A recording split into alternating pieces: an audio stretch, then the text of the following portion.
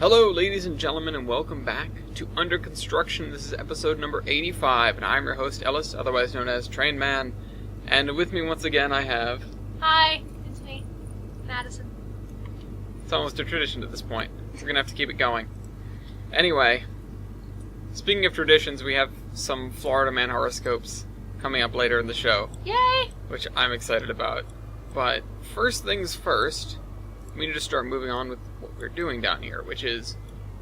So we've got this area at Textured. As I mentioned in the fan chat between last episode and this episode, this building had to be replaced because it was a jointed rail building, so I could not use it. I had to ditch it in favor of this smaller, worse-looking warehouse, but at least it fits. One of the ones I had subbed in for it just didn't fit in the spot. So, it didn't really make sense either. So, first things first, we're going to do the lawn of this place. Although, this is not green enough. Let's find something greener. So how is Florida Man Stories a tradition now? Well, as of 30 seconds ago, I said it was. Okay, so we're gonna come on and do Florida Man Stories every episode now? No, but if anybody has either Florida Man stories or particularly Florida Man horoscopes for us, always feel free to post it, because Florida Man's funniest goddamn thing. I saw a spate of headlines from Polish Man, so there's a rival out there, but not as prolific. Not quite as prolific. Wish I had those pulled up, though. They were pretty funny.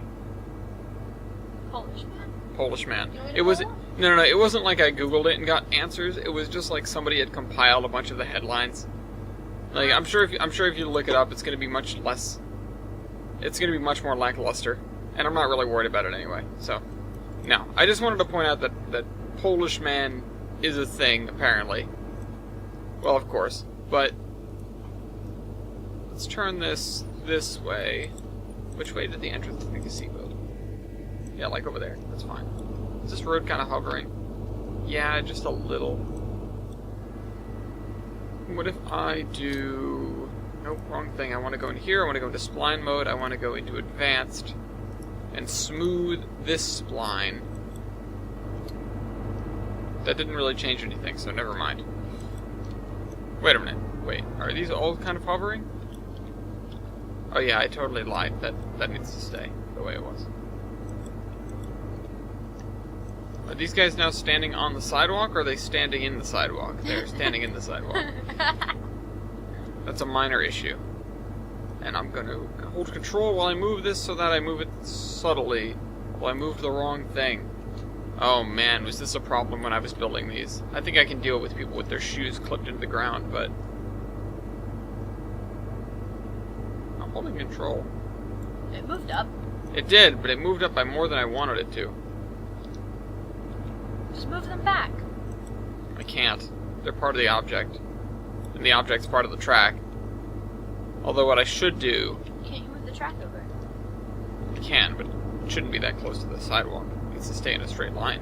So Straight-ish move the line. sidewalk over a little bit. Yeah, that's what I was thinking, but I can't just move the sidewalk because the sidewalk's part of the road. And the road can't be moved for the same reason the railroad track can't be moved. But what I can do... You can just shift everything over a little bit.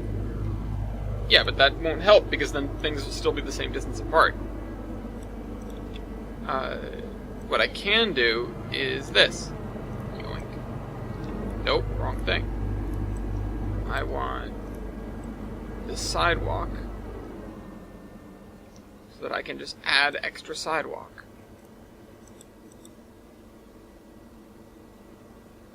I want just enough sidewalk to get everyone standing on it. Yeah, but then it doesn't look good. Well, it's a platform. It's just how it looks. Right up to the... There we go. Besides, they're trolleys anyway. Okay, that's the wrong way. And I attach it to the road. What is that? Why are you waving that at me? I was not trying to. Alright, well don't put that in that trash can. I'm not. I have my sandwich on top of it. Okay. You were waving it around. Because it was falling. I've got tinfoil with a sandwich. Yeah. And it was falling. Somebody put tinfoil in the bag of bags. It's a goddamn mystery because we don't know who did it. It wasn't me. Wasn't me. Because I observe the sanctity of the bag of bags. Are these guys, do these guys have their feet in the ground? Well, kind of. Lower this slightly. Just slightly. And this end. Whoops, way too much. I just want to get it so it's just at the bottom of these people's shoes. This person has a foot out of the shoe. Listen, lady, I understand. High heels suck. How do you know? I just know.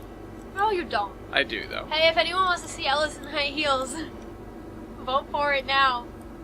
Vote for it now. Yup. I love democracy. Okay, so we're gonna do that.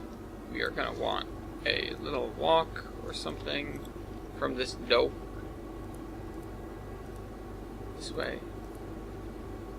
That's too much walk. That doesn't look like a walk. It's a gravel.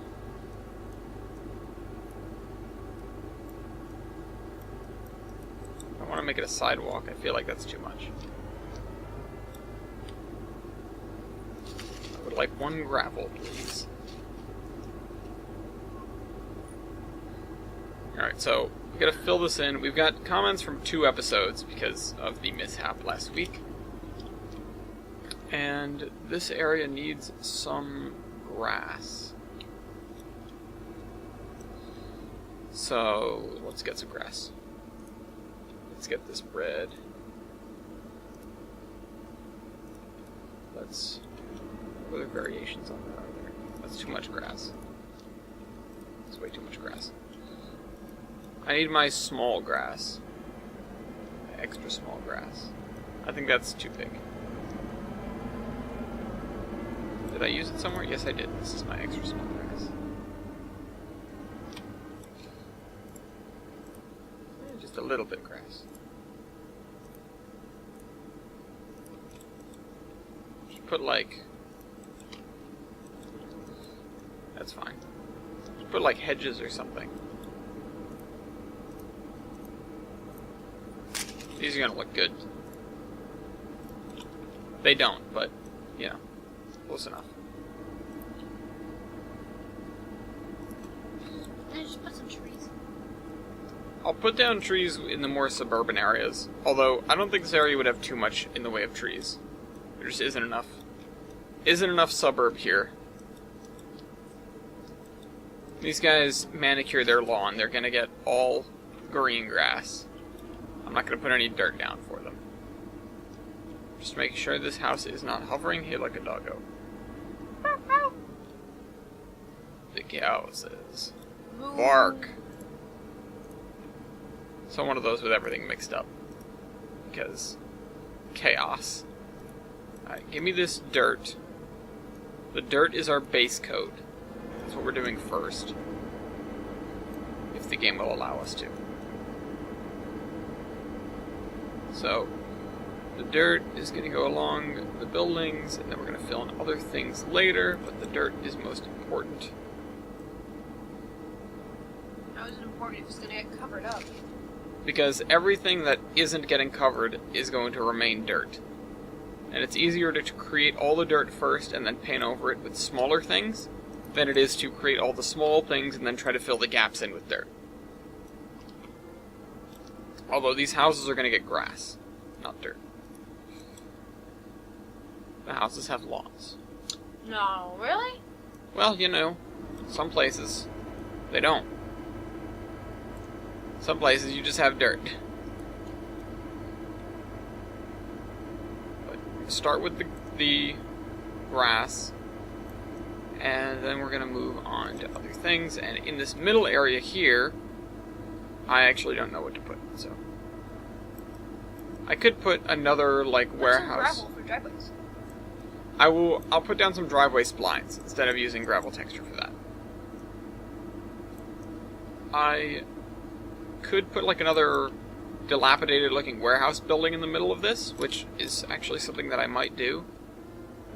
Yeah, put a church. One across this, well, there's one down there. Put a church or a funeral We don't have home. enough funeral homes across the street. Or a graveyard. Fair. Put a graveyard. Nah, I don't like the spot for graveyard. Although, we could probably get away with a small one. Why not? Let's see. Grave. What's the first comment you have? Grave digger.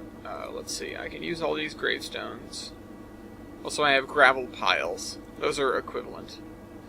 You bury someone under just a pile of gravel. Although, actually, something that I could do with this area is... Well, I could have a small graveyard in the back here. And then this area I could actually use as like a parking lot for some dump trucks and stuff like that. Although I had the idea... Oh yeah, the municipal lot's over here. So, yeah, maybe not. I don't know, we need a building over here and then probably a graveyard back here. The thing that I want is, before I start putting gravestones down, I want a fence. What's the first comment you have? We'll get I to like it. listening to the comment. Well, Because it lets you go on tangents. I'll have to read them. Hold on. We need an old metal fence. Railway fence? No, that's also British anyway. Old tarred fence. I think that's still wooden. Yeah, that's nice. I'm not sure if I can use it, but it's nice. Mesh fence. No, that's way too new. JJS iron fence railing. Ooh, I like well, that. that's two-dimensional, so there's my issue with that. It looks nice, but it's not good. JJS 3-rail fence. No, industrial fence.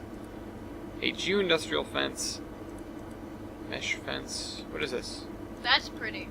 This is pretty. Maybe it's a little bit much, but Nah, I don't think so. You see graveyards with that. yeah. I'm thinking like, think of like an old Civil War graveyard though, that's just been sort of left there. Like the ones you see off the side of the highway where it's like Revolutionary War grave site number 7,850 on a little bitty sign. Nobody even knows the people. Because all their friends are dead. That's too big.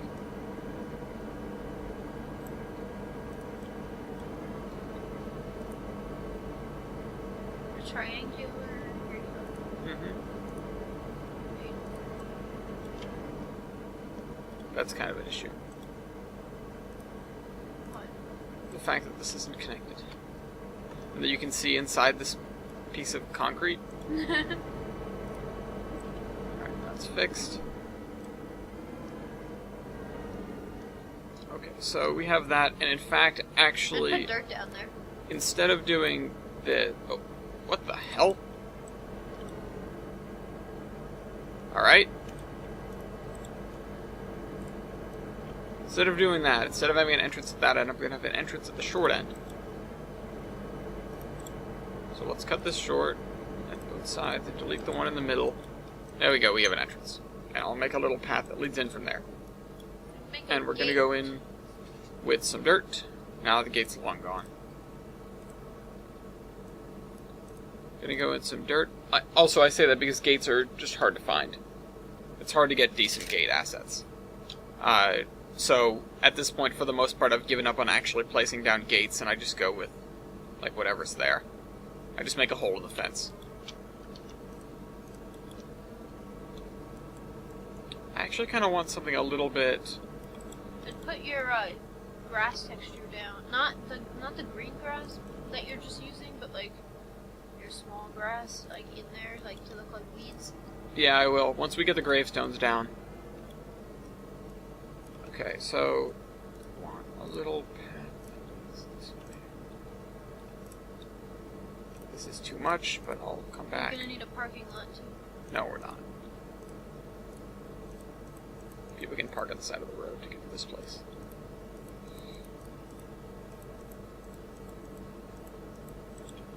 Again, my idea is that it's not a place that's particularly well cared about. Okay, first comment. Let's go back to episode 83, because that's the older one. Brady Cure says, "Hey, just idea. you can do on a 3-hour-long special for episode 100 since we're getting close. I'll consider that. It's not actually a bad idea. It's something that's feasible. It's within my limitations. Usually, it comes out to be, or, it comes up like, oh, you should do like a big compilation and put together all the stuff, all the best stuff from your previous episodes. And my thought is just, do you know how much time that takes? It's a lot of time to go through all the episodes and bring out the clips and cut them down and put them in sequence. And oh my god, it's so much effort just to get all the footage alone. Because I don't save all the old episodes. I don't have room for it. I save a lot of them, but not all of them. I I go back a certain number of episodes. And once I hit that point, I just start deleting the ones older than that.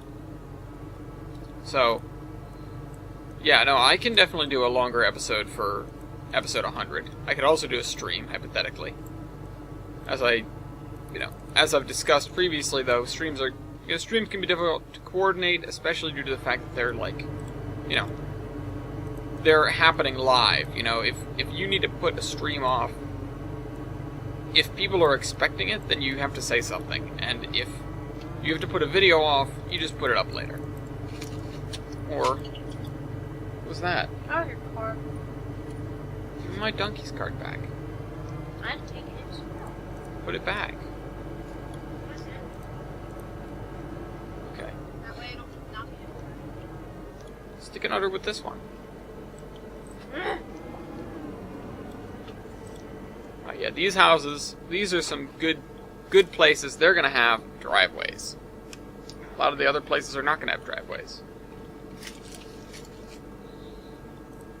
Driveway asphalt. Okay, put one here. The extreme realism of the way these driveways look. What about garage? Nah. They aren't that wealthy. This guy even has a car. Wow. Though, I'm going to be honest, part of my thought process for the construction of this place was that a lot of people don't need a car here. The public transportation and the way to get to the main arteries is pretty robust. Yeah, but if you're wealthy, you want a car. Yeah. Well, it is 1954-ish. It's the 1950s. I don't have an actual date pegged. It's just around there. You know what I think you should do after this entire project is done? Oh, God. Die because I'm going to be 95 years old? Or at least this section of it. Yeah. You should create, in trains, the PN model railroad route. Oh, that'd be such a pain. I'm not the guy who does model railroads. Talk to Achilles. Actually, there are a couple of people in the fan chat that are working on model railroads, including Icer. Icer's doing a lot of model railroad stuff. So we should take pictures of the model railroad and have to put it in trains. That'd be cool. But we have the actual model railroad. Yeah, but I think that'd be fun. That way other people can go to the PN without going to the PN. Yeah, but we want them to come to the club. Like TBA. But he should come here. He doesn't have money. I talked to him. Should get over it. No, you. Just stop being poor. No, you. Stop stealing my water. Your water's over there. Damn. I literally asked you before this video started, do you want your water over here? You said, no, I'll go get it. If I want it. Yeah, and then I forgot about it. Yeah. That's why I wanted to put it over here. What's so wrong with these? What's so wrong with these stealing? Because it's my water. So what? You have your own. It's over there. Put those away.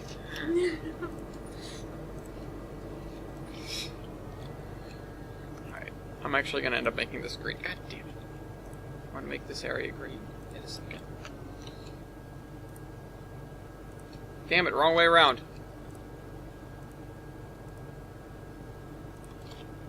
Okay. I'd take those and put it in the graveyard. I will. Well, no, these are too big. Oh. These are too big. These are Too big. my big grass. These are almost shrubs. Although, this is manicured lawn. Let me get just wild grass texture. Nope, that's gravel. Give me that. One of these things you end up doing when you end up building routes is just give your own names to things. Like, I have just a texture that's for my rocky hillsides. I don't know what it's called, but I just go and grab it every time I need it. And then I have this for thick grass. Thick, kind of dirty grass. Belongs in the graveyard. Actually, I think I'm going to make this much less gravelly and much more dirty. And then I'm going to overlay some other grass on it. And I want this again, and I want to turn the radius all the way down, which it is down. Down. Not down.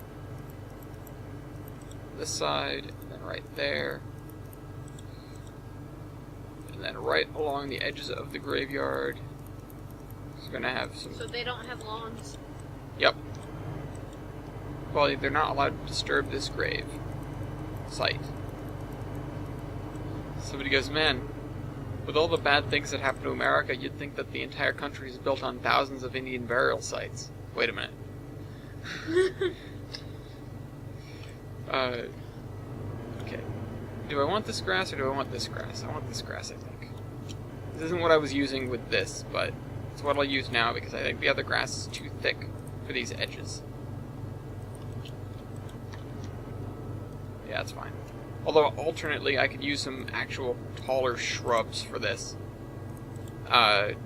purpose, but I saved those for the forest. The forest of the damned. Alright, so, Brady Cure also says, Ellis, I'm watching this 45 seconds after it's uploaded. Well, at least you're on top of things.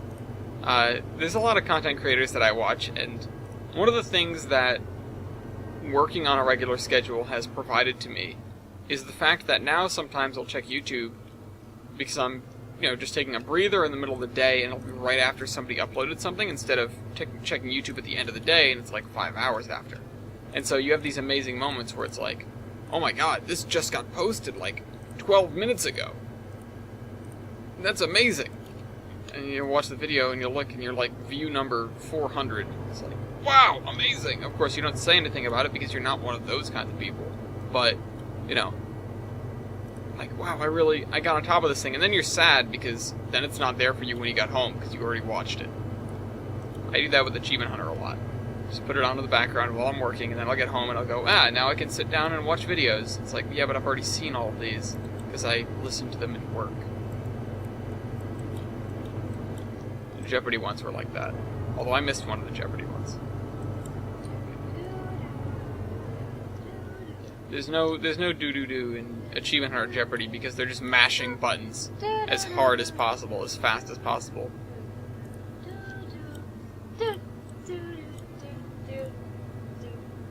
That's like, what, 30 seconds that whole thing is? Imagine if I just... So I used to have songs or music in the background of these videos, and then I ran out of too many problems with copyright, so I decided not to do that anymore. And... You just started talking instead. Well, no, I always would be talking. But, sometimes I just sort of run out of words. And so, the best course of action is just to have something else in the background so that when I stop talking, the viewers have something to listen to that isn't just abject silence. Unfortunately, I ran into too many problems with that, and discontinued the practice. So, now it's just quiet.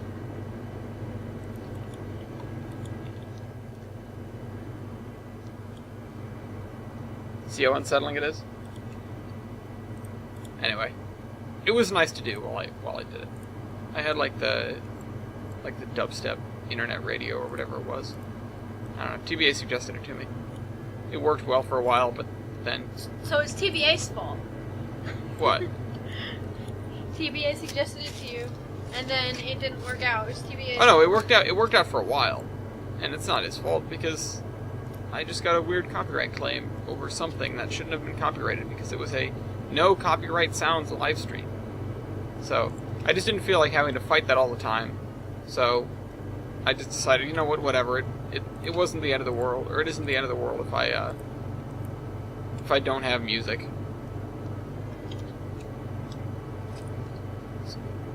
This is a cool fence. I'm not sure if I can use it, but I'm going to assume that I can because my entire reality would be ruined if I could not Check. use it. We'll have to check. I too like to play dangerously. Or live dangerously. A lot of these houses in these stamped out subdivisions have the same fence. I don't actually pay attention to that. Play a lot of GeoGuessr, so you'd think I'd pick up on these things, but... Most recent round of GeoGuessr I played, I got 3 locations in the Pacific Northwest, including one in Milky's town, in Albany. And it's like, alright. Milky!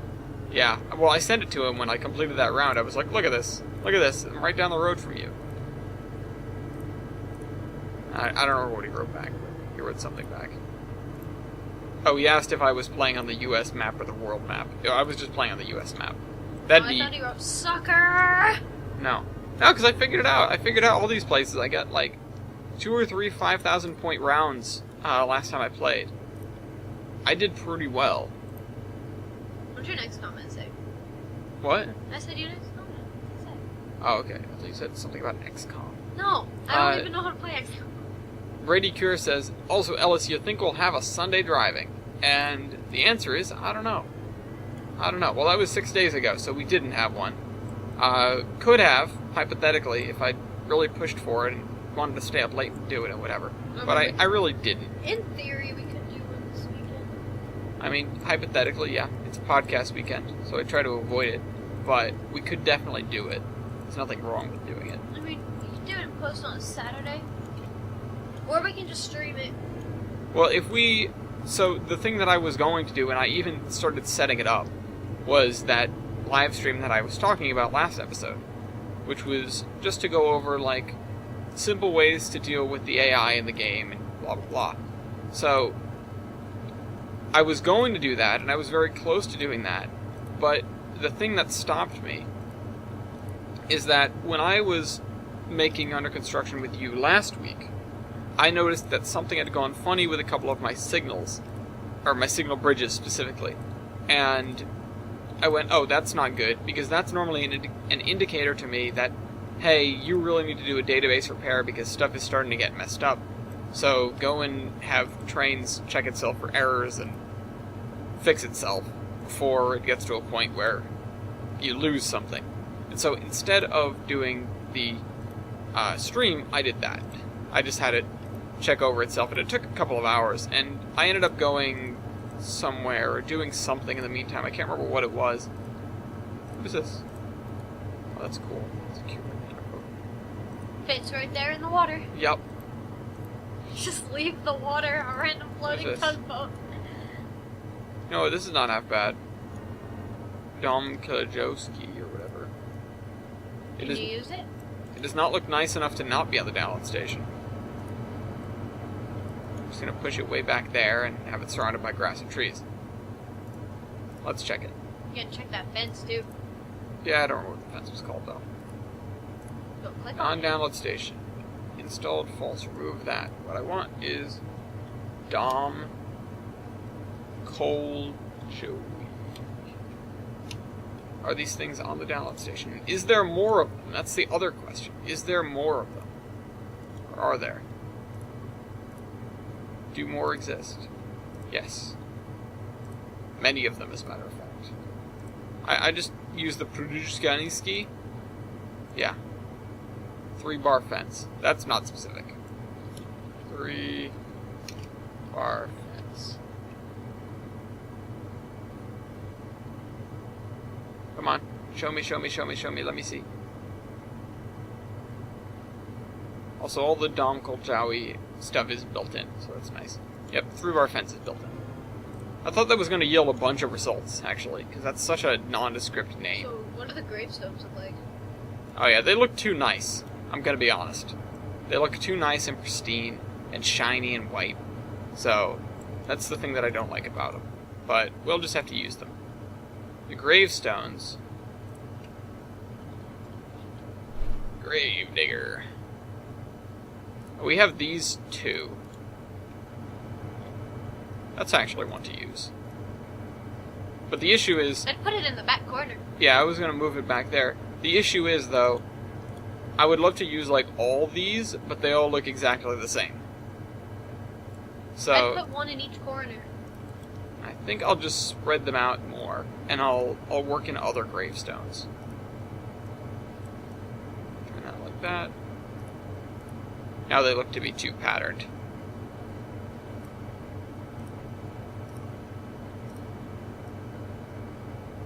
Yeah, it's too many of them. One over here. This one over here. I'm gonna try to get rows going this way. Just make it look like a pyramid. Yep. Well, we're gonna pile all the gravestones on top of one another. And the bodies, too. They're not going in the ground. I like that. Yeah. We'll have this one in this corner here. Or in the middle. Yeah, put it in the middle.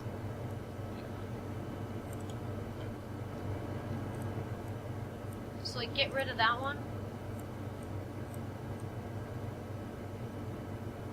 You put it on top of it? Yeah. I'm gonna do that. Keep it on top of it. I'm going to. I just wanted to move it back to the middle. And we can straighten this out. If the Egyptians could figure out how to align their pyramids with north and south in 3000 BC, we can figure out how to line up a tombstone. Oh, that's right. I still wanted the other graves to fill this out, though. So I think we'll go with some of the... Yeah, like this is a little bit more inconspicuous.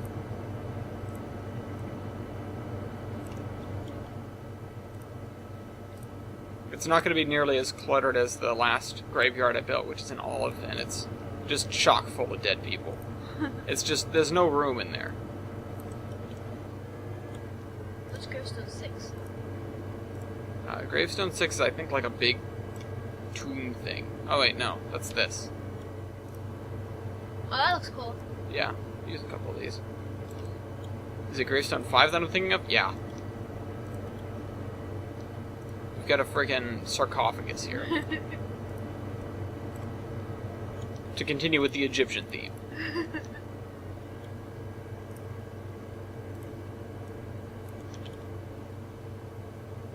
I think maybe one or two will do it. One or two more. Because we don't need to have that many in here. That doesn't even count as one. That counts as half of one. That's a giant freaking cross. Yeah. That's all it is. That's not that giant. Think bigger. Don't worry, it gets bigger. Not on my watch, it doesn't. Alright. So I might have faced some of these towards the wall, although I think the front and back is the same. Is it? Whoa! Front? Definitely not. Oh well. Wait, is that sideways texture on the back? Yeah, the front is the same as the back, except the back is crooked. Yep. The back is just 90 degrees sideways. And this is printed at an angle. These are pictures taken of stones in the ground. That's what this texture is. Somebody took a picture of, like, a stone, not a walkway, but graves in the ground, or it could be a walkway, I don't know what this says. You know what that says? Is that a language you read? Looks like it's in Hebrew. Yeah, that's why I'm asking you. I can't read it, but it looks like it's in Hebrew. Okay. Kind of ironic, then, that it'd be on gravestones with crosses. Anyway. Alright, let us continue our endeavor. Comment. Comment. You've got comments, a lot of I comments. know, I don't have that many comments. You've got 15. I have these 10, but like... And then you have 5 a bunch more. of them are in this conversation. Speaking of which, this conversation starts with Tristan's channel going, "Hey, don't know if you've realized this, but Under Construction has been uploading with a maximum of 360p since, I believe, the last 2 episodes." It's actually because he's been getting to it really fast. I bet Brady Cure watched this at like 144p because it hadn't processed yet. Because, well, unless it actually didn't get uploaded until much later. If I send it from processing right to public and I don't let it finish processing, or give it lots of time to process on YouTube. I mean, specifically on YouTube, not like in my computer. Then it'll come out first at a lower definition, and then it'll slowly ramp up to higher HD and, you know, whatever. I upload at 720p, so it's not like actual high definition. It's not 1080p, because honestly, I film it. What? For those of us who don't know what you're talking about, what are you The talking video about? resolution. Video resolution. If you go on YouTube, you can click the little gear wheel down to the bottom, and you can change the resolution of the video. Lower resolution is fewer pixels, so the video looks blurrier and more pixelated, but it takes up less data. So when you film, you can film at a very high resolution, but it will take up a lot of space, and it will be very intensive. Or you can film at a low resolution, and it will not take up much space, but it won't look as good. What do you film at? I film at 720p, which is high def, but not really high def. Like, 1080p is the standard for high definition television. 720p is a step below that. 480p is standard definition television. And 360p is sort of the lower grade standard definition. And then 144p is potato garbage. My internet is going out, and I really just want to watch this video. Thank you. Continue. I'm sorry I interrupted you. No, it's fine. I record and upload at 720p because I game at 720p. This window that we're filming in here, although actually it's not exact because Trains doesn't like me, and it doesn't do exactly 720p, I think, is very close to 720 pixels by 1280 pixels. So 720 on the height and 1280 across the top. And that is, like I said, it's a moderate high definition. It's not really high def. It's not 4K, which is super high def. It's not 2K, which is half of that. So it, you know, it doesn't look impeccable, but it's pretty good. And it does just take a minute for YouTube to process all the different scales of it. So that's why you're watching it at 360p. If you come back in a little while, it should be better. And that's what this discussion between him and Brady Cure and Evan Games chimes in at the end. You know, after about 30 minutes it goes to 1080, or at least for me. Well, it shouldn't actually go to 1080, it should go to 720, but if you're watching it at 1080, then you must have really good eyes that enhance the nature of the world around you. It's like those glasses they always market on infomercials. You can see the world in high definition. We already see the world in high definition. You can't make your eyes better than what your eyes already are. Like, I mean, unless you get surgery for it. Yeah, if you have 20/20 vision, if you have eyes that already are malfunctioning, then you can definitely improve that. But you're not going to improve it with a pair of $60 sunglasses off of an infomercial. Just gonna throw that out there. Aww. What they really are, though, it's really nothing more than just some polarizing lenses. It's basically just polarizing sunglasses, which are nice in a way. They help in certain situations, but they can also kind of hurt because, and this is only something that I've read, but your eyes will interpret it as receiving less light when it's just receiving polarized light, and so it'll open your irises more, open your pupils more, and you'll see more, but it will damage your eyes over time because you're taking more sunlight into your eyes, which you're not supposed to be doing. It's basically tricking your eyes into seeing more. What? Is it really hard for you to talk? No. Because you have to keep your hands on the keyboard and the mouse, and every time you talk, you pick them up to talk. And so the video just stops. I don't always pick them up to He's talk. an Italian. He I don't talks with always his pick them up hands. to talk. Yes, you do. I'm successfully talking now and not moving my hands around. How is it killing you though, Mr. Well, it is Italian? now. You bring it up.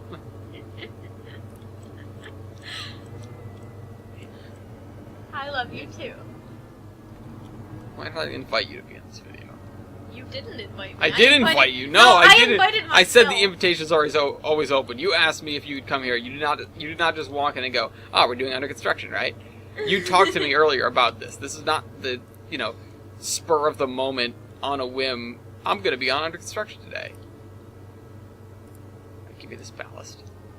You should teach me how to do this. Well, yeah, you should build a PN. I didn't say build it well. I just said build it. Will you teach me how to do this? I will do my best. Like, create a series to teach me how to do this. Well, that's what this series is. Just watch the other episodes. Thanks. That's what I'm saying. Or make comments and ask questions, and I'll demonstrate. You have as much power as any viewer of the series does at this point. If you want to see me do something in particular, you just say so. No, I want to actually be the one to do it, and you instruct me on how to do it. Okay, well, given time, we can do that. I don't want to see you do it so I can learn. I want to actually do it so you can teach me. And tell me what I'm doing wrong so we don't create another route. We don't create another route like I did the very first time. Well, but I got you Tane for like $10. That's the best I've ever seen Tane on sale. You need to reinstall it. And then you can attempt things. And you can get like OBS recording software. It's free. I recommend it. It seems to be alright. I recommend it 100% on the basis that it's free. I don't recommend it for any other reason. I found it to be kind of annoying to use, if I'm going to be honest. But it is free. FAPS and Bandicam, they all, they either have a watermark, or you can only record for a limited amount of time, or both, depending on the software. Whereas OBS is just like, yeah, whatever. It's called open broadcasting software, so that sort of explains it. It's mainly for streaming, though, or at least that's what I use it for. Bandicam does not have the capability to stream, which I think is uber garbo and a massive disappointment. But, can't always get more. I actually looked it up. I looked it up to make sure I wasn't wrong about that, and there's just people on the forums complaining, like, we paid money for this software, why can't it stream? Because it can't. The developer's like, yeah, maybe that's a good idea. Yeah, of course it is. Whoa, don't make that bigger. I forgot that there are hotkeys for that. Pro tip, rotate your textures.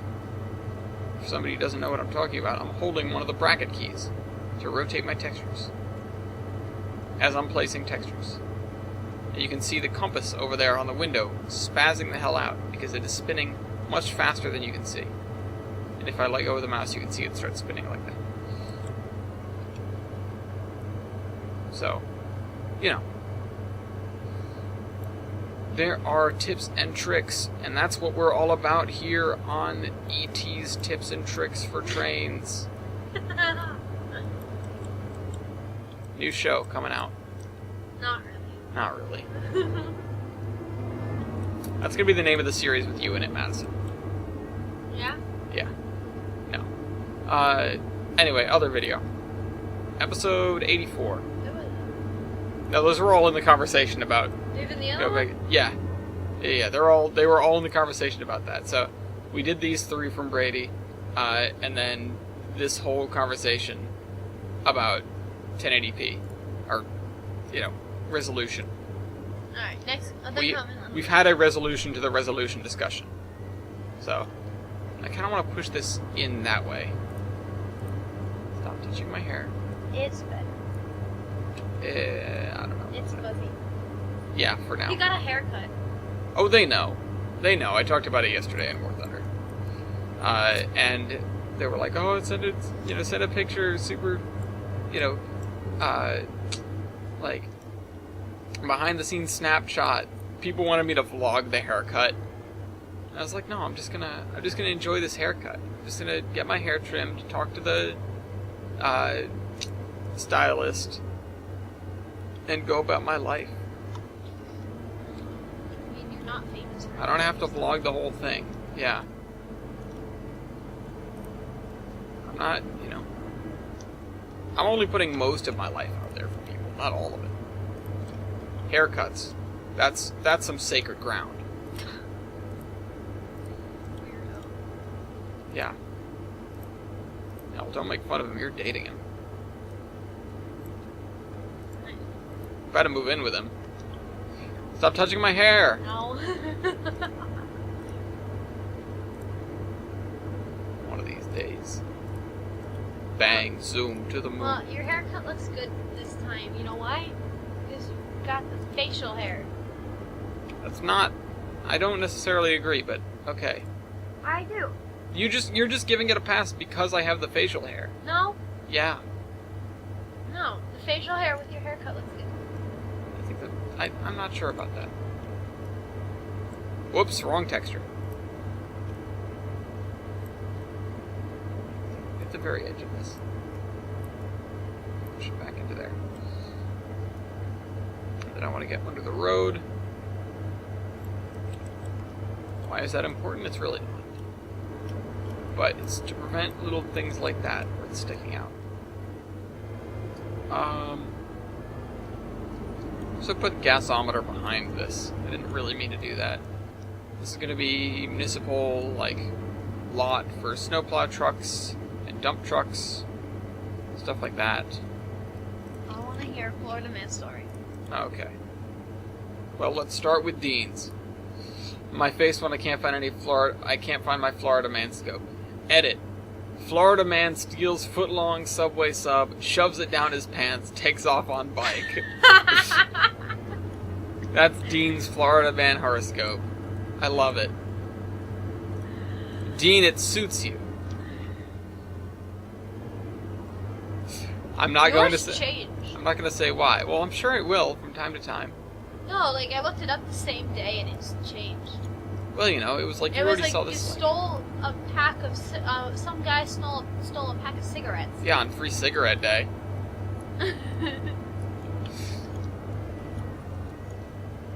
On Free Balloon Day. Okay, so I want there to be dirt around the gasometers mostly, and then the rest of this is going to be filled in with grass. And notice that there are not any trees here. So all the trees would have been chopped down to make room for all these buildings. And this isn't the kind of area where you're going to start regrowing trees in the 50s. The other neighborhood that I built, the suburbs in Olive, they're the kind of area where people care about what their property looks like a lot more than these industrial wasteland areas. There's one more thing that we can do today aside from textured scenery over here. We can start working on the catenaries over at the trolley barn, which I think are the next big deal. Or well, actually they're kind of a small deal. They're not that crazy in terms of how much work has to go into them and how much impact they're going to have, but I think they're an important thing to do nonetheless, and there's something that we could get done today or soon. You know, it's something that we have to do before we leave this area. And it looks like we're going to be pretty much locked into doing Mason Valley stuff until we're done or until somebody asks to do something else. You know, we have Mason's Landing to work on, and also we have the entire VMR, but that area I feel like is going to go relatively quickly. The VMR and the reason being that it's mostly just trees. We do have to get over RJ Canyon, but that's not going to be too bad. We just need to figure out what that area is going to look like. I expect it to take, you know, an episode, maybe half an episode if we're quick about it. Either way, though, I need to start preparing the trees, and I do need to start marching in that direction with texture and stuff. Trees come first. Trees are the most important part. Or well, they take priority, because you just copy and paste them, and I don't want to be copying and pasting them over something else.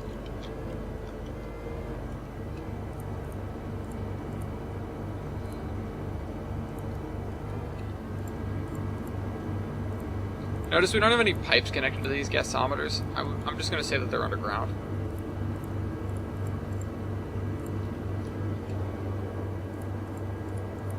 Oh, whoops, I'm using the wrong kind of grass for that. Not even sure what they're there for, but they look really good, so... That's normally not my criteria.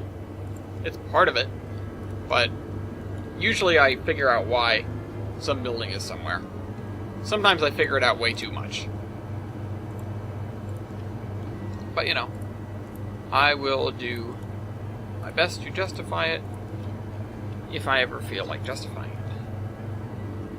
For now, we've got some gasometers. Give me the ballast. So, yeah. This area is coming along. The more we work on it, the happier I am with it. We do actually need to get... Okay, undo that. Just put the gravel texture down over here, because why not? I just don't want to be seeing this blue anymore down the main road here.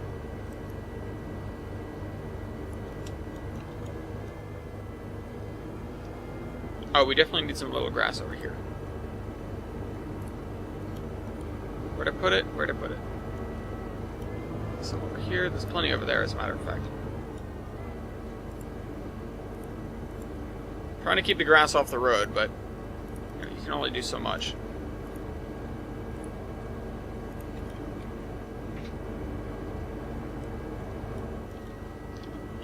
Yeah, this is our one industry. For now, I'm going to remind myself about what this is. Also, it's called Monkey Bananas Limited. So I think I have a freight car that has pallets of bananas as a commodity. So that's what I'd be putting over there. I know I just have random fruit pallets. Bananas are a fruit. As we previously discussed, bananas are also a berry, which is bizarre. But bananas... I really can't stay. Hey, what's in this drink?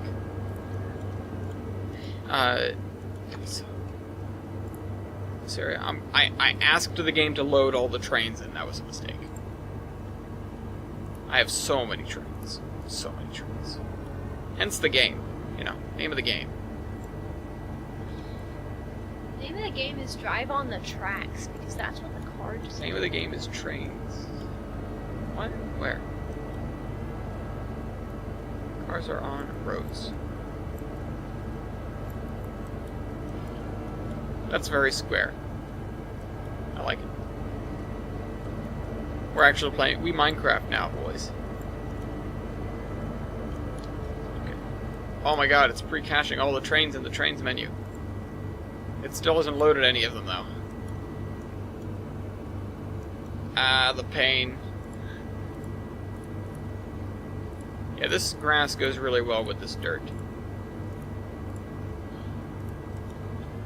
This might be the first texture that I ever placed down in Tollbrit. This exact dirt texture. It's one of the first things I ever did in Olive.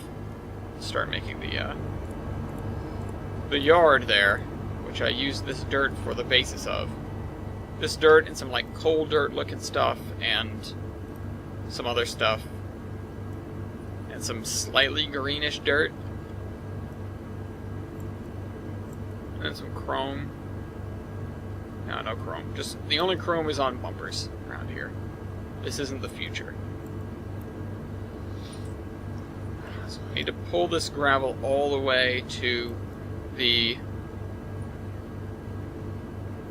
edge here. Kind of odd that everyone has the same gravel for their driveways, but you know, I'm not going to question it. There's a monopoly on gravel. Yep. It's all coming from the same pit. Alright, that's another block kind of done. Although I want to narrow this entrance a little bit. Right now you can just pull off of any... You can pull off of the highway anywhere and just pull into this yard. I kind of want to have an entrance. Put like right there. There's one entrance. Put one in front of this. Stretch of fence there. Second stretch of fence.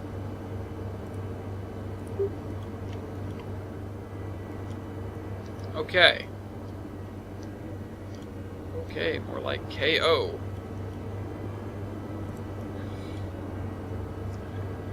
Just trying to keep these at like a consistent distance from the side of the road. And then we're going to do some grass along the edge, as we do. It's right in the fence. Something that I've noticed that's actually quite handy. To make things look okay, just put some grass right at the fence. You know what, maybe I'll just leave this corner of the lot a little dirtier, or this side of the lot. So let me grab a texture. Any texture. No, specifically dirt. That's not the dirt. That's the seasonal grass. Ooh, you know what? I didn't scroll through like the seasons and the weather to see how that actually changes. I'm not aware. You know what? I'm realizing something as well because of something that Madison said. Which is that maybe I don't wave my arms as much because I have learned to keep my hands on the keyboard when I'm talking. That's a potential reason. But it totally comes out during the timetables, so, you know.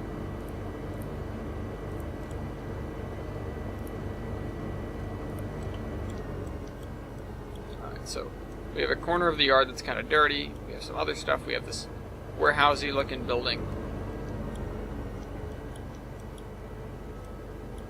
And I think I'm going to move this shed all the way to the end of the lot now.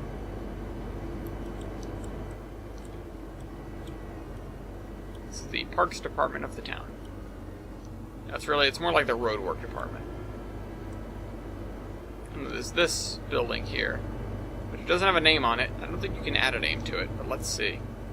Because it has a blank sign on the front of it. But I guess having a blank sign is better than having something written on the sign. Oh my god, you actually can.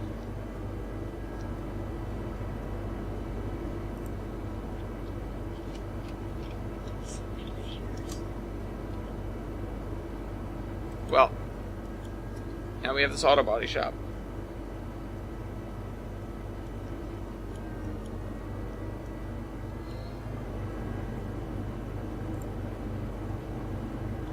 Okay, so we're going to extend this grass to up here.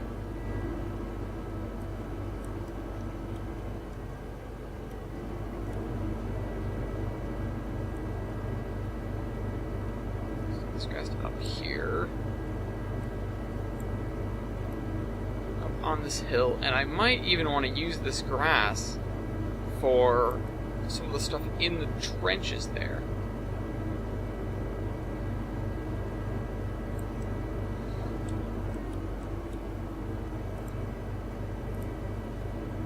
I don't want the concrete, I want the dirt. The dirt. The ballast. It's called ballast, but it's like North Korean ballast, really. It really isn't. It isn't anything but. Cow in the rain.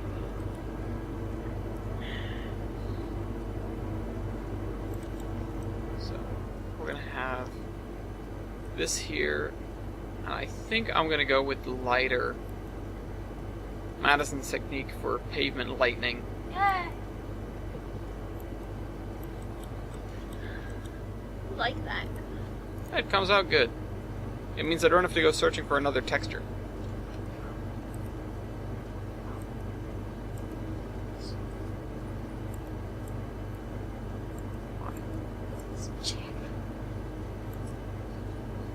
Punch it. Punch the chair. Fluff that pillow.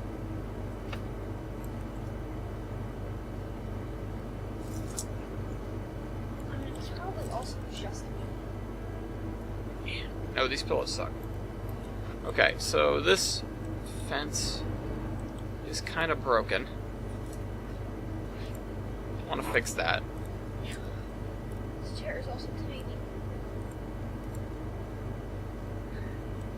Most chairs you can't lie down in. Man, I'm trying to lie down. We're sitting in it sideways. That's not sitting.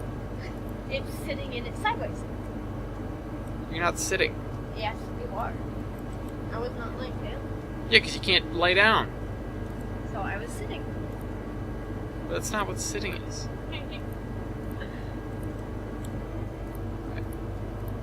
And the dirt There is a door on the side of the building here. Oh well, not using that door. Grass around the back, the dirt. Whoa! Losing control. I like it when you go on tangents about your comments. Read another one. Yeah. Alright. Oh, Nevin Karas asks, what happened to the Minecraft server, mate? New IP? There is a new IP, and I discuss it in a recent... Whoops. That's not what I need. I discuss it in a recent timetable episode. I don't remember which episode it was. It was a couple of weeks ago. There is a new IP. I do not have it on hand. I apologize. If you can catch me during a timetable, I'll bring it up. And if I had the document up for a timetable right now, I would write down that I should talk about it again. But we do, in fact, still have Minecraft server. Same server, same map, most recent version. I mean, really nothing special. We're playing vanilla. And I intend to keep that map kind of for all time, I suppose. But, you know, go on, explore, build, play. Just normal vanilla survival. The Ender Dragon has been beaten once. Withers have been beaten a number of times. A bunch of people have beacons in their towns. What else important is happening? We do have a number of towns and a handful of ships. We've explored out into new areas for 1.13 with the new ocean biomes. That looks different and good. Found some shipwrecks and some treasure and that sort of thing. I have been meaning to do that, and if you notice or every once in a while when we get the people and when the SAR is around, we will do streams on the Minecraft server, which are public. Anyone can watch them, and people could even join in if they wanted to. We've had people from the audience hop on the server and assist the SAR, but not actually compete yet, at least. And, it's a party. Party. Yeah, so most recent development on the server. Well, I'm trying to, you know what, I'm not going to go with this, I'm going to go with this. I'm trying to set up a thing that will let people teleport in groups. And normally teleporting is not allowed on the server because it's a survival server and you can't just go back and forth. We do have a system of ships set up that have command blocks hooked into them, and that's controlled by the Minecraft Department of Transportation, as run by yours truly. But one of the most infamous buttons on the entire server is something called the Shipwreck Simulator, which will teleport you to a random location somewhere up to 100,000 blocks away from spawn, which takes some time to get back from, as you might expect. The thing that I've been wanting to do with it is make it so that you can get in a team with people and have everybody teleported to the same random location far, far away. For use for competitions, like a race back from there, or like a fight to the death out in the middle of nowhere, or just founding a new town very far away from everybody. It's just a thought, One of the big things about Minecraft servers, one of the big things about Minecraft, one of the best things about it, is the feeling that you get when you start a new world, when you're in a area that you've never seen before, never explored before, and you've got this rush to find all these things for the first time. The first time you find diamonds, the first time you find iron, the first cave you go into even. These cliffs and hills and valleys and rivers and everything that you run into, all these pre-generated structures now as well. If you're on an ocean, which there's plenty of, you get the shipwrecks and you get the coral reefs and warm oceans and new fishies and dolphins, and turtles, which I would love to be on Little Island. Currently I'm watching, Achievement Hunter has started a new series in Minecraft, which they've been doing their Minecraft series for hundreds and hundreds of episodes, but they recently started a new hardcore series, which is a sequel to their original hardcore series, which was called You Dead, You Dead. Which means, when you die, you don't come back. Otherwise known as just normal hardcore Minecraft. But of course, because they're all morons, it is just delightful to watch this series of they're on an island too, and of course they have to contend with all the new stuff in 1.13, the drowned, the combat, which they're still not used to, at least most of them aren't. The fish and dolphins and turtles and... What is that? What? Puke. It is. It's a little dirt and grass berm that's acting as a small dam. Why can't you just something that's an actual dam? Because all the dams I have are massive. It's just an abutment that I'm using as a dam. Or an embankment I'm using as a dam. It's really not that far off from what a lot of these dirt dams are in real life. The only issue with it is that it looks ugly. Because it's a really, really old spline. Sorry, I interrupted you. No, it's fine. I was just going on a tangent. I know. I like listening to your tangents. Well, I like Minecraft. You know, that's... More than trains. Well, I'm currently making videos in trains and not in Minecraft, so... You know. I mean, this is a commitment. Minecraft isn't. That's true. So... Well, I was gonna follow the meme. I don't remember where the meme originated, but, you know, I don't like to rate games rolls up sleeve to show tattoo of a Minecraft creeper. I'm gonna let that speak for itself, though. You should get that. You should get a tattoo, right? I don't like I should get a creeper tattoo. Nah. Yeah. Whatever. No, if you're gonna get it on your face. It'll make me look better, right? If you say so. Well, it was your suggestion. I mean, then I can call you a creep. But I'm a creep. I'm a weirdo. I'm making this stupid video. Off key. You're off key. I didn't sing. Yeah, well, you're still off key. How am I off key if I'm not singing? Because you're talking off key. I'm not, though. You are. I'm talking on key. Thank you very much. No, you're not. No, you. You're a game bro. It gets stuck. I need to defrag my hard drive. It takes forever, so I'm not going to do it until I go to Utah, probably. I'll just let it run for a week while I'm not here.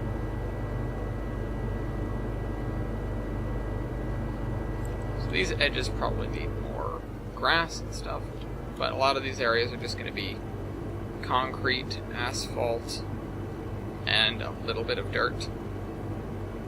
It's just warehouses. There's really nothing crazy over here. Wrong thing. Next comment. I meant to click on this. There are some good snow shed splines on the download station made by Colorado 71. He also makes snow shed ramification. That's basically the snow shed switching from one track to two tracks. Also, Ben Dorsey makes some White Pass snow sheds in the White Pass and Yukon Summit station that has snow sheds on each end. If you just look up snow shed, you'll be able to find a bunch of standard gauge snow sheds. I followed your advice before the episode started, and I have now downloaded all of the Colorado 71 snow sheds. And I'll probably be using them in the future. Just not right now. In the distant future. Just not right now. Yeah. It's for future, when we get way up in the mountains and there's actually serious snow to contend with. Don't get me wrong, the VMR goes through some rugged-ish terrain for the area, but that is not the kind of area that needs snow sheds, you know? There aren't too many eastern railroads that ever needed snow sheds, and it's the equivalent of eastern mountains, you know? This area has the climate of, like, you know, New York, maybe. Somewhere in there. Whatever it may be. I sort of bounce around on where exactly... You know, obviously, the Tolbrin Peninsula does not exist on Earth right now. It's not a thing. The geography is completely made up, and I'm, you know, continuing to make it up as I go along. But I have a general idea of what regions will border what. You know, we're not going to be going up into the mountains into Antarctica. It's just going to get a little snowier, a little windier, a little bit colder. We are going to have to contend with the hypothetical dangers that come with that, but also the other thing is that this route takes place in, like, June, so I'm not going to be building any snowscapes, which is unfortunate, but, you know, oh well. If I were to build the entire route in winter, that severely limits the amount of stuff that I can use, because not everything has a version with snow on the roof, or snow-covered tracks, or anything like that, you know. I would be limited to the textures that are snow, and while it would make the world building really simple, because I would just have to paint the ground whitish in most areas, it wouldn't look nearly as good. There's a reason that most model railroads aren't winter schemes, or winter snowscapes. Some of the best ones, as a matter of fact, I think, when people go out and make the attempt to do it, like August, September, October, particularly those later months of fall, or mid-fall months, those are some really good, those can make for really, really good scenery. Those will, again, if you can do it right, you'll have all the color burst in the trees in fall if you're doing an area with that kind of thing. If you're not, then it doesn't matter. But, you know, if you're anywhere where you've got trees that change color, then you can make use of that. There is one model railroad that I know of that takes place in a wintry scene, or at least a close to wintry scene, that does it really well, and that is the Allagash. And that is somebody's private layout. It's not like you can go and visit it, but it is a gorgeous, gorgeous layout. You can look up pictures of it, and it's one of those model railroads that honestly rides the line in the pictures sometimes as to whether it appears to be real or fake. You know, whether it's a model or whether it's an actual real railroad. It's, honestly, it's gorgeous. I've been there once, and I didn't get thrown out. Yes. So I'm not going to be able to be under construction this week. Why not? Because it's my birthday. Yeah. And I'm probably going out for dinner with my family. No, happy birthday, come under construction.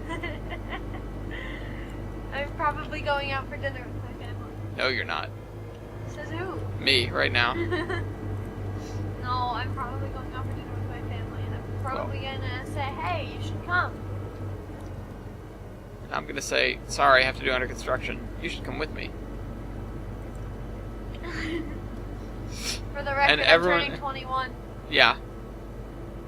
My mom said she'd do a shot with me, which is very weird. Yeah. For my mother, yes, it's very weird.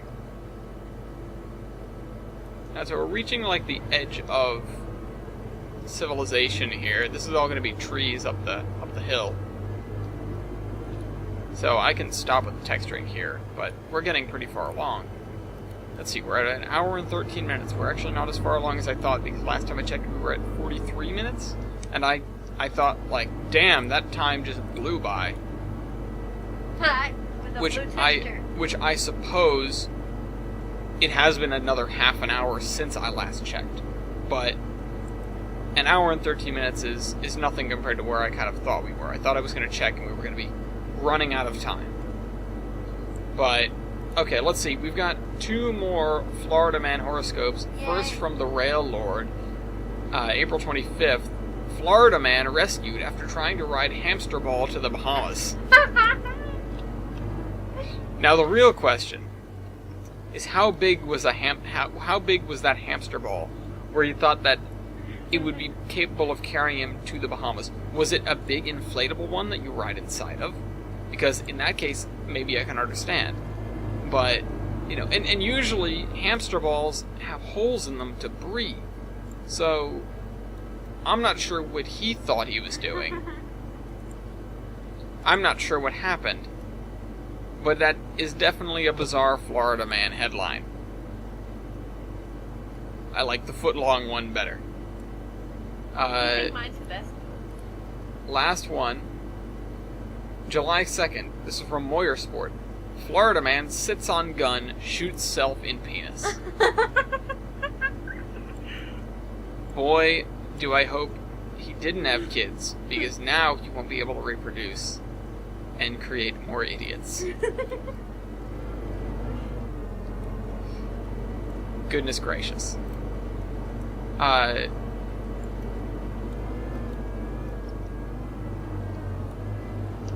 It's amazing. It's amazing. And it's not amazing in a good way.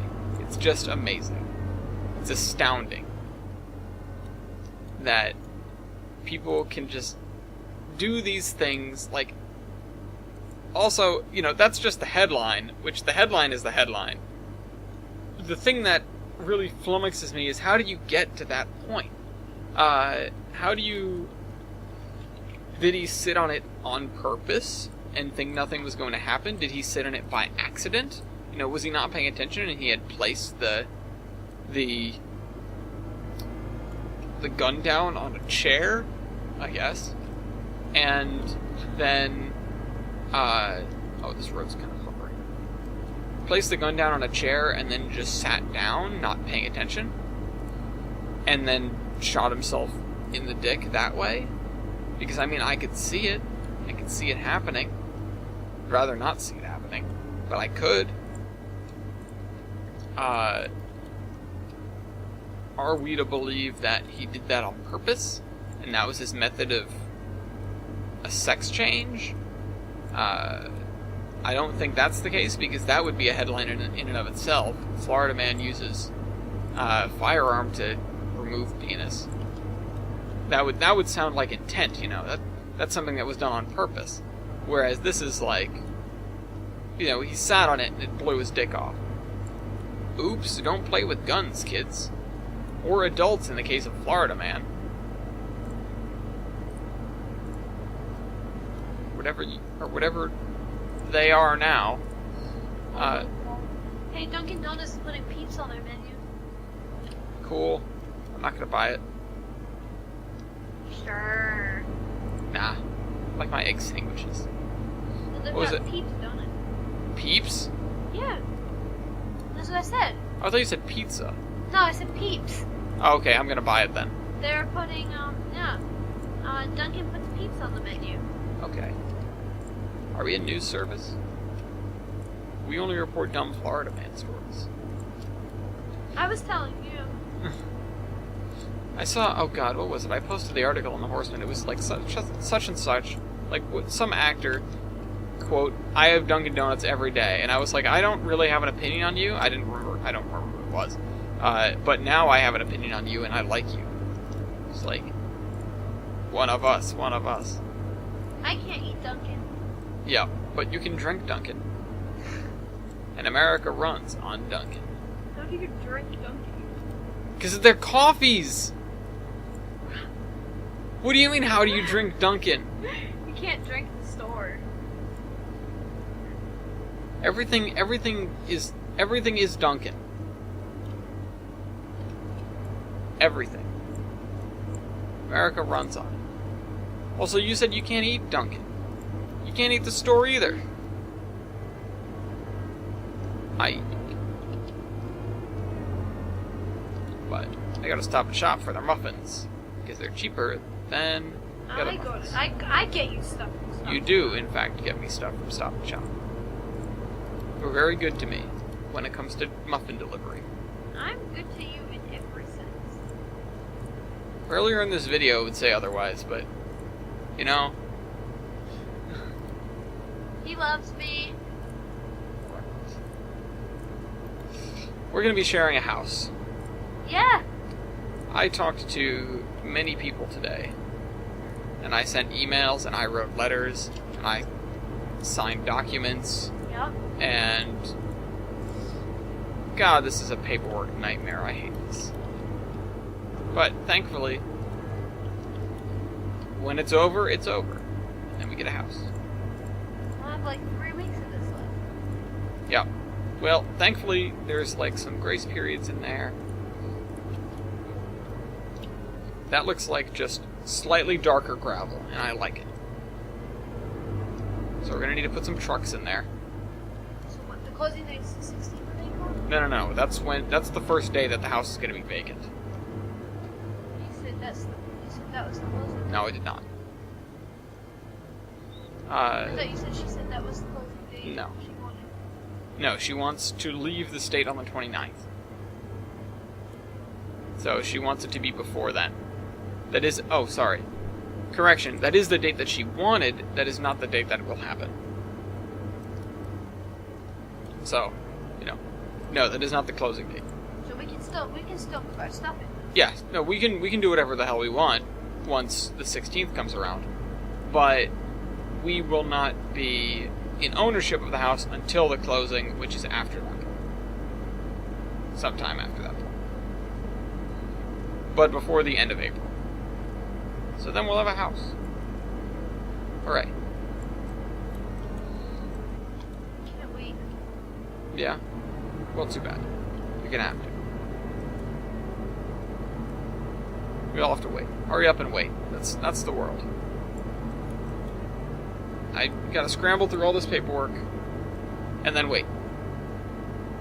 But, you know. Last thing I have to send him is gonna be in a few days, and then I wait for the lawyer to lawyer everything together. Then I sign here, here, here, here, and here, and initial here and here, and date here. And also, please sign here, read these two releases, sign them, to confirm that you signed them, sign this other thing. So... And then we get a house. Yeah, that is what... Well, no. Then we have to sign some more. You. Yeah, me. I have no part of signing anything. You're right. You don't. Because everyone forbids me to do it. Yes, that's correct. It's because you're left-handed. Yup. Can't be trusted. Love you too. I didn't come up with that. It's just where the word sinister comes from.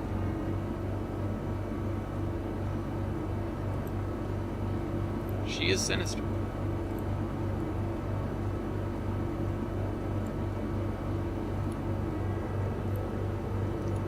She's gonna hit me.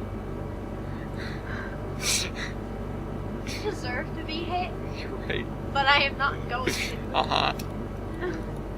Ouch, she's hitting I'm me. not Ow, going she's to. hitting me. She's hitting me so much. Somebody help. Ow. If I hit you, those owls would be real, and I had not hit him, you would have heard me hit him. The mic is not that sensitive. It might be able to pick up plates clinking upstairs, but it just sometimes doesn't pick anything up down here. So we got a freaking Quickie Mart. Oh well, quick stop. Lottery tickets. Hooray. Okay, so these guys down here, these housing. These guys need lawns. That's right. God, that looks so neon when you come back to it. Because this area is just so gritty and depressing, but that's what it's supposed to be. We've got industrial buildings, commercial buildings, and this trolley line that goes through the middle of it. The main road. Which, you know, doesn't look half bad. Anyway. Let's put some stuff under here, and then we've got this other church, which I was going to build another graveyard here. You So, would have lost all your cows. yeah. Thankfully there are no cows. You lose all your sheep. Thank God. But the baaing still, you still hear all the baa. What is this, the monkey's paw? Yeah, thanks. You still hear all the baa because you made fun of me. I wasn't making fun of you. It's just what it is. You deserve to be hit. Okay. I'm not going to, though. Uh-huh. It's real kinky stuff going on over here. I'm sitting in a I chair. deserve to be hit. I deserve it. Yes, you do. You're an idiot. Yeah, so. Lots of people are idiots. You gonna go down and punch every Florida man? Wish I could. That's right, Florida. Madison's coming for you. You better run. No, Santa's coming for you guys.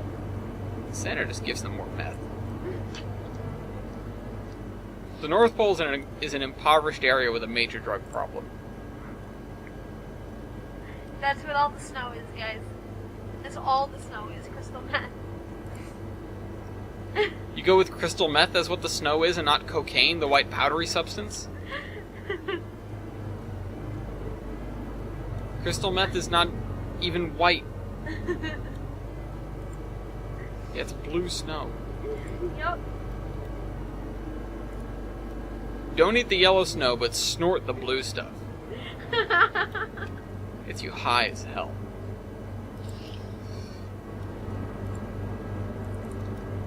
You know, one of the things that I read about, I hesitate to call it learned because I don't know how true it is, but one of the things that I read about was that, like, the bit about the flying reindeer, it's derived from, and Santa Claus being in the apparel that he's in. There's like a red and white speckled mushroom in like Sweden or Denmark or anything, and the reindeer would get it, and they'd get, they'd basically go on mushroom trips, and that would, and they would think they're flying and prance around like they're flying, and so then that's how you get Santa Claus is flying reindeer, and Santa Claus is this jolly fat guy in a red suit with a white beard and stuff like that. Going back to the original, like the most basic depictions of Santa Claus. Although, of course, Santa Claus is based on St. Nicholas. I don't know what that guy looked like, but probably not so rotund considering he was kind of a thief, if I recall correctly. You don't really do good thievery when you're 300 pounds. At least I think so. Then again, allegedly, Santa Claus can just sneak into any house, so I've never found him. Ever since I was young, I've waited by the fireplace with a shotgun. Wow. I'm gonna rob his sleigh and take all those presents. He's so cool. What? Oh, it's not even a good return because, like, if you think about it, Santa Claus goes around the world. We're like some of the last... The United States is some of the last time zones to get Santa Claus because the day ends here. Like, it becomes midnight, or it becomes dawn on the East Coast on the morning of the 25th, Christmas Day, after it's been dawn in most of the rest of the world. The only people that it hasn't been dawn on the 25th for is places west of here before the international date line, so between here and the middle of the Pacific, which is the whole United States. But the United States and North America, I don't even think it's 1 billion people. It might be. Actually, well, I guess I don't know what the population density of South America is, but the U.S. is only like 300 million, and we have a lot of people, or maybe we're closer to 400 million these days. But we have a lot of people. We are a very industrialized and fairly dense nation. And then up north of us, you have Canada, which is Canada. Nobody lives there. Except Justin Bieber. Yeah, well, Hollywood now. And then you have Mexico, Central America, and South America, which are not as developed countries. They are developed countries, most of them are, but they're not as developed, and I wouldn't think they have as much population density, although I know Mexico City's pretty damn big. So, yeah. Here's what I want. I want a fence, like a picket fence.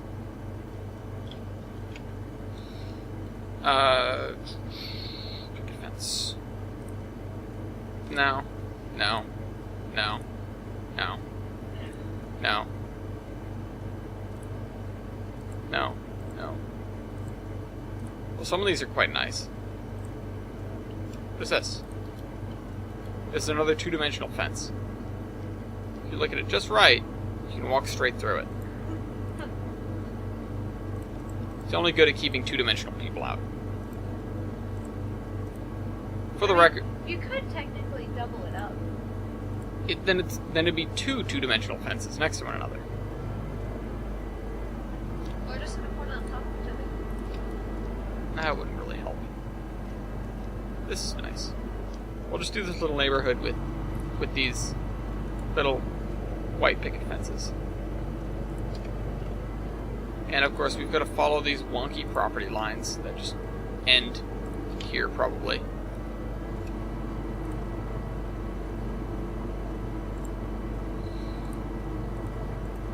If there's anything I've learned from doing civil engineering, it's that property lines are just kind of ridiculous sometimes.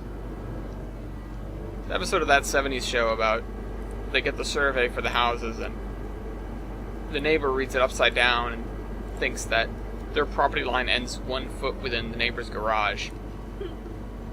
Or something to that effect. And then we had I wouldn't call it a serious discussion in the Horsemen about this, but we had a discussion. Can't really have a serious discussion. We had a discussion about the merits of owning 1 foot of your neighbor's garage. Which was entertaining to say the least. The area's gonna be pristine. These are... No, I thought those were signs for a second. These are... You know what these are? What? These are little houses. Oh, the houses? No. Yeah. Company? They're Sears bungalows. You used to be able to order these things from Sears, and they would ship them to you in pieces. You could assemble them yourself. Like an actual, giant house? Yep. No, these. Exactly these. These are Sears bungalows. Yeah. What? These. So a giant house. I mean, if you want to call this a giant house... They would send you pieces of a house. Mm-hmm. And you'd assemble. Yep. You would be able to order an entire house through the mail. And... Well, not through the, the postal service, but through the mail. And... Well, Sears was the original Amazon. They had the catalog before basically anybody else. And you could order all sorts of stuff from them. Which is why it's mind-boggling for a lot of people that Sears is going under, or has gone under. I don't know where they are in their bankruptcy now. But Sears was in a really great spot. If they had capitalized and diversified their business to being like a more online presence, they could have totally taken on Amazon, just like Blockbuster could have taken on Netflix when they had the chance. But they didn't. Your thing is still crooked. What thing? That picket fence is meshed up. If you look at it, it's crooked. Which one? This one? No, the This middle one? one. It's parallel with this. See, this is a rectangular lot, more or less. I know, but your house is crooked. Yeah, this house is crooked. Oh well. That house is crooked. That fence is crooked, so those don't match up, so to speak. Oh well. It's very off. Better? No, I mean, if you look at it... I know, I saw it. I wasn't at going to it- do anything about it. If you but look at it, those two don't line up. these two, yeah. The house is crooked. The Really? The fence in the middle doesn't line up, and the fence on the outside is more in. Yeah, the fence on the outside is canted to match the, it's canted to match the road. Again, I'm just trying to follow, what would be the hypothetical property lines here.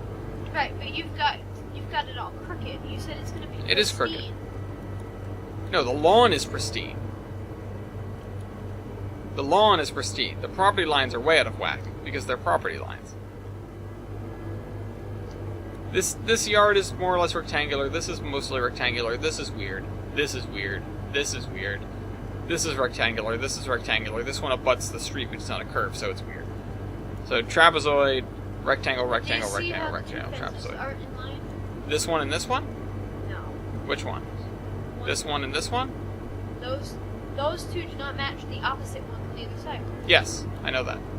Okay, you did that on purpose. Well, yeah, they're attached to different poles. Which looks weird. Just the way it is.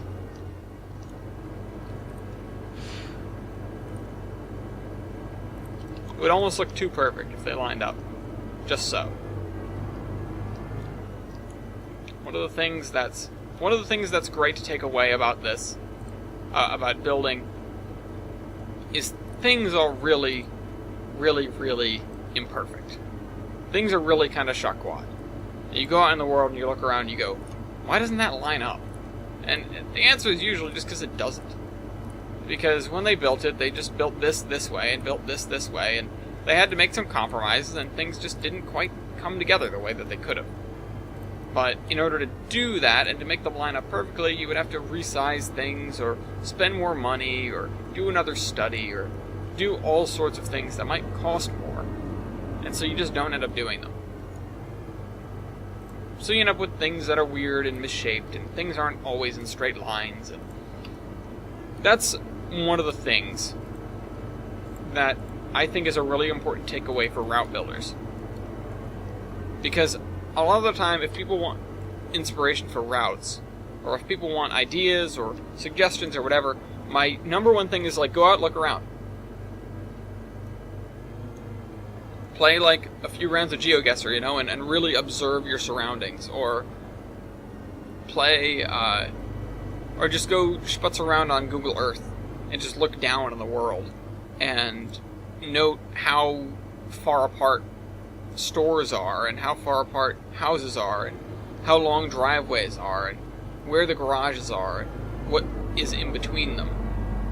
You know, you can pick up all that just by looking around, just by opening your eyes and seeing how that actually is all set up in real life. And it's not really consistent ever, but you don't necessarily need something to copy, you just need something to get an idea about.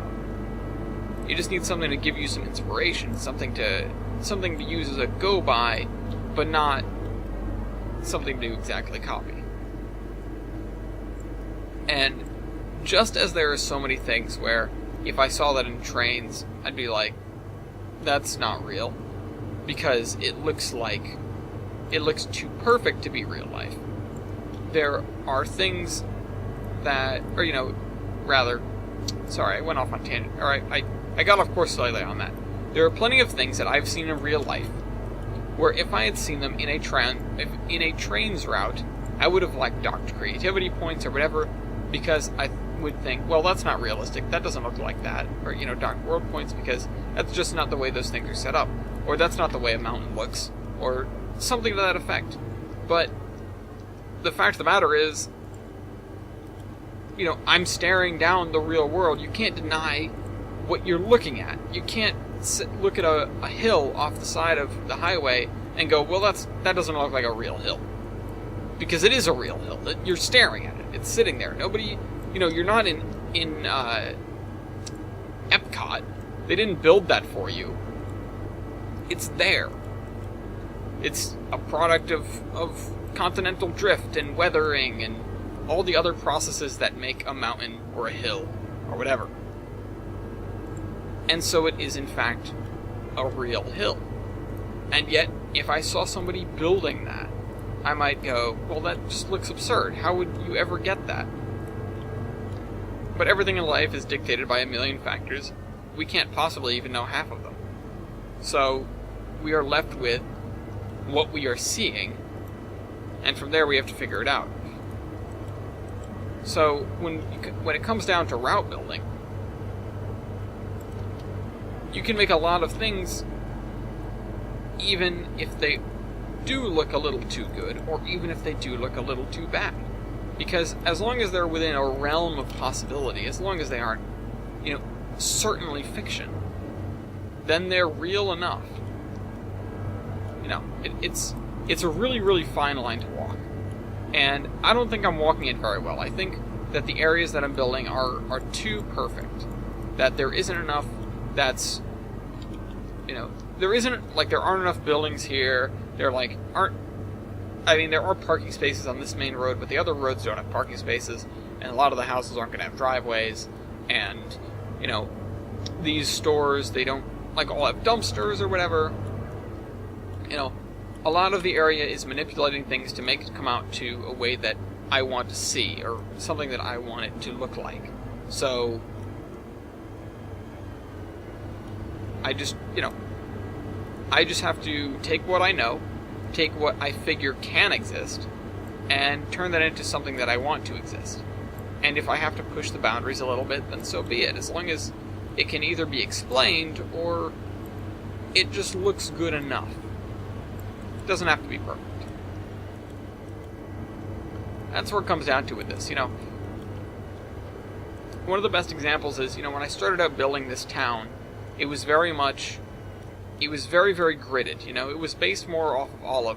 And then I started working in this area and went, that's really not how a lot of these towns look. It's usually sort of a little more haphazard, especially these older towns that have had a lot going on and have roads that sort of run all over the place, and areas where roads have been removed or rerouted, or really weird shaped intersections like this one right here. There's a lot of that, and I need to pay more attention to that. And it sort of opened my eyes and my mind to the idea of, well, what if I just came in here and I just sort of drew the roads and I just connected them up with splines instead of with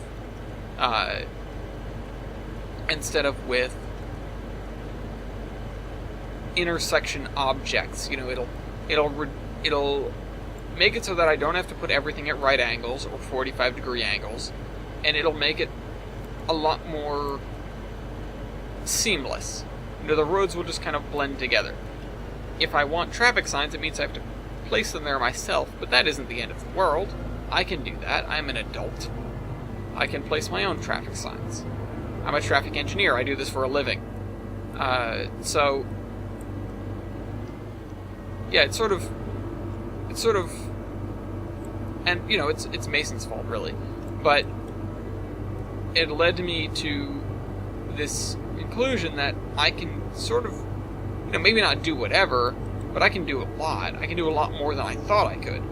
And that opened the door to making things a lot more realistic. And it's funny because now I look at this town, and I look at the road layout, and I go, yeah, you know what, how could I have not considered that thing would look like this? How could I have not wanted to build it in this shape or something similar? Why did I make this mistake in all of my old towns? And there are these points when you're route building where you will discover something that you have not done before, and it will not be very much more effort, and in fact it might even be less effort, and it will make your world look so much better. This is one of those things. Non-conforming to the grid road networks.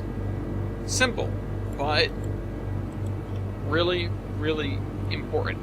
It's a game changer for your towns. So now I've got this going on, and I can do this everywhere. I can do it wherever I want, and it really isn't that much more effort. And like I said, in some cases it's actually less effort, because now I don't have to worry about lining my stuff up with the grid. Now I don't have to worry about making areas for all these intersections. Now I don't have to worry about making only 4-legged intersections. I can do whatever the hell I want. It's liberating, and the world looks so much better. But it's such simple stuff, right? It's such simple stuff. You think about, well, I have these assets, I have to use them. But that isn't the case. You don't ever have to use anything. Whether you want to just be simpler, or you want to be, or you want to look better. You want to have more flexibility. It really depends on what your MO is, on what you're trying to do. One of the things that I came across when I was building the Iron Horseman Railroad is so devilishly simple. It's one of these things, again, that's amazing that it took me so long to spot it. It took me so long to come up with it. That something is grass splines, bizarrely enough. Now I use grass splines everywhere. But before, I didn't know what to do with them. I kind of ignored them. And they make a world look better. They make a world look far more realistic, because let's face it, grass is all over the place. If you don't have grass, where are you? Arizona? If you're Utah? Yeah, Utah, the desert, just anywhere, New Mojave Mexico. Desert. Yeah, somewhere uninhabitable, inhospitable. Why do you have a train line here? Why are you building towns here? Why is there anything here if you can't grow grass? And yet, for years, I was building routes based in temperate climates, like this area here, and I was building them without any grass splines. I would paint the ground sort of a greenish, and that would be that. And I'd go, well, my work here is done, and sort of move on to whatever other thing I was trying to do. Dumb. Idiot. Don't do that. You need the details. The smallest things make the largest difference. It's the things that you can't even really pick up on, or the things that maybe you don't even know you can do, like building the road network out of fashion, that make the most difference. It's huge. And I hope, sincerely I hope, that during the course of this series, which, we're on episode 85, I hope that many of you have picked up on things that you've been missing, that you've been route building without, and you haven't thought about. And I hope that the route reviews help with that as well, because then I'm going through routes, I'm critiquing, I'm pointing out things that are missing, things that are good, things that were good decisions and things that weren't good decisions. You're learning from them too. I am indeed. There are many times, and again, the most recent one that I can think up is Mason showing me how to do this boulevard over here. I really had no idea how to accomplish this, and I reached out to him and I said, hey, I know you know how to build stuff like this. Can you teach me, oh wise one, how to make a divided road look okay with a track running down the middle of it? And he's like, all right, well, you can use these roads and you can use this and you can, just sort of set it up like this. And that's when he built one of these. Pretty much exactly this crossing is what he designed for me. And he built the intersections like this. These are not objects. These are just road splines. And this one's attached to here, and this one's attached to here, and this one's attached to here, and this one's attached to here. And it's not rocket science. It's not outlandish by any means. It's actually quite simple. But it had never crossed my mind that that's something that I could do. And so he shows me this on his little testing route. And I go, thank you so much, that's brilliant. And then I come on here and I build this whole town based around it. And what do you know? It actually is brilliant. And I love it. I think it's fantastic. I'm going to be using it all over the place, whenever I can, really. I can't wait until we get into some of these other towns. A lot of towns, I don't have to do that. I can get away with, whatever we've been using, the simple Yarnish roads, the intersection objects, but that's only for most of the towns. A lot of the other towns, I should be able to do something else with. Or not even most of the towns, meaning like most of the towns individually. I mean like the larger parts of the towns. If you've only got one intersection, there's no reason not to make it aligned at a 90-degree angle and just use an object and just set it up that way. But if you've got a few, and if you've got roads coming in at weird angles because you happen to be building a little town in the middle of nowhere that happens to be called East, and you've got roads coming in out of the mountains that are crossing each other and then leaving. I do. Why is it called yeast? Ask the fan chat. It just sort of happened that way. Yeast is a cooking thing. Mm-hmm. It's what makes bread rise. Yeah. Why is it yeast? Because it is. Oh. Because I was working in CAD at work, and I had to create a yield sign from scratch. And one of the things that's annoying about creating signage is that signage has text on it most of the time. Some signs don't, but most signs do. The signs that don't are usually more painful because it means that I have to draw something, like a bicycle. Pain in the neck in CAD. And so I go to create a yield sign, and the text, because text is a pain, I just grab from a nearby sign so that I know that I have the right font and the right size and whatever, because towns are very specific about this sort of thing. So I grabbed it off of a sign that was set up for a construction plan where we were rebuilding some intersections. And in order to rebuild these intersections, we had to reroute traffic flow over Massachusetts Route 16 in the westbound and the eastbound directions. So I had signs which said detour, and then one below it that said Massachusetts Route 16, or it was a big sign with a 16 on it, because that's how they roll up there. And then a sign with an arrow, and then a sign with another arrow, pointing left and then right. And then above these, signs that said west and east. So I grabbed the text off of the sign that said east because it was closer. And it being a Monday morning, I was tired. And so I moved the text over into my new yield sign, which I had stolen the bones of a yield sign. It had no color, it was just line work. And so I had filled in the gaps, I'd painted it white and red like it's supposed to be. And I had to move this text in. And so I moved the text in, the word east. I went into it, I opened up the text, and then I typed a Y at the beginning of the word, and then I closed the text and went back to doing something else. And then I looked, and not only was the text too large for the sign, I now did not have a yield sign, I had a yeast sign. And so I took a screenshot of it because I thought that was hilarious. And then I also, for fun, I went and I took a stop here on red sign, because I was working on one of those too, and I turned it into a stop here on bread sign, just to go with it. That one was on purpose, but, you know.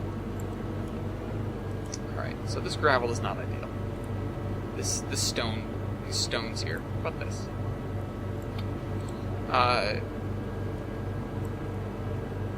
That looks purple. Yeah, it's not great.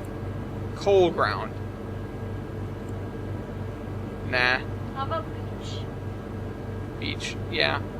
Well, like I explained to you last week, this is not a pleasant kind of beach. This is not the kind of beach where you go, yeah, let's go down to the beach. This is the kind of beach where if you fell in the water, you would take 12 showers. Because... That's purple. It's not that purple. It's very purple. For you it is. It's not that purple. That's too patchy. It's not sharp enough. Thanks. Love you. Yep. Love you. Yep. Tell me you love me. I love you. Yay! Hey, Arizona. Pink. Okay. It looks pink. Looks good to me. It's lightish red. It looks pink. It's lightish red. It's not like the sand we saw in Arizona. It's not pink, it's lightish red. It's pink. No, it's lightish red.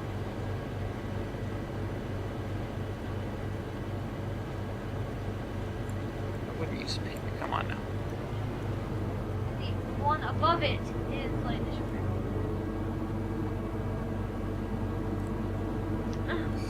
How about this? That is orange. No, the one above it. I'm just trying to find something that looks okay here. That actually looks good. It's not... I don't think it looks bad. I just wish it had a little more green in it. Just a little. So just put grass on it. Yeah, but it's going to be like the whole thing.